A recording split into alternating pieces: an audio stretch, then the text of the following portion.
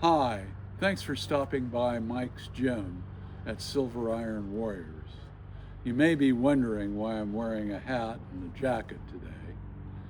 Well, I went to see a good friend of over 50 years, who has been fighting a downward battle against an awful disease and has decided that the ultimate control is taking control and saying, I'm not going to do this anymore.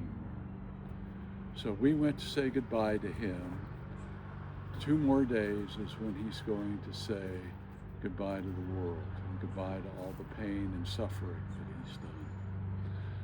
Jerry was a warrior. He was a naval officer. He was an outstanding athlete. He certainly is facing something now that's much more difficult than any powerlifting meet we've ever done. And he's doing it with courage and with conviction and with a good sense of morality. It shows a sign of real strength to somebody who can face up to say, I've had enough. Just to give you a little background, as I said, my wife and I have been friends with Jerry for over 50 years, with Jerry and his wife, Katie. We've done many trips together, many outings. Our children grew up together.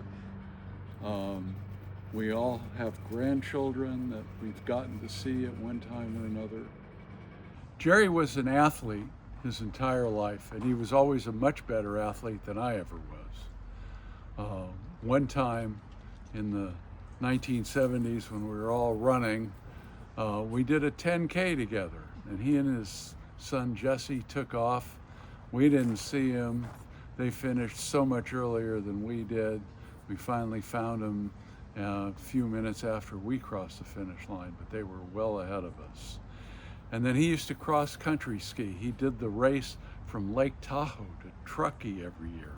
In the middle of winter, in the snow, no rope to pull you up the mountain. You did it all on physical power. And he did that race multiple years in a row. He tried to get my wife and I to cross country ski. We tried it the first time. We were at some sort of lodge area where they had a course that was maybe 3 miles. I don't know if it was that far. But Judy and I did it. We came into the lodge and we promptly fell fast asleep while Jerry was out training for his race. We went up to Tahoe again with he and Katie, and we were going to go cross-country skiing again. And this time I decided to ask Jerry for a lesson, since he obviously was a very good cross-country skier. And we get out on the cross-country skis, and he looks back and he says, well, just be light on your feet. At which point I said to Jerry, my entire life, I have never been light on my feet. I know that Jerry also liked to bike, and up until he could no longer do it, he had a recumbent bike that he rode all over the city, and he loved getting out on that bike. Jerry, we're going to miss you. You're going to leave a hole in our lives and in our hearts. And this is the bravest thing anybody could do. We love you.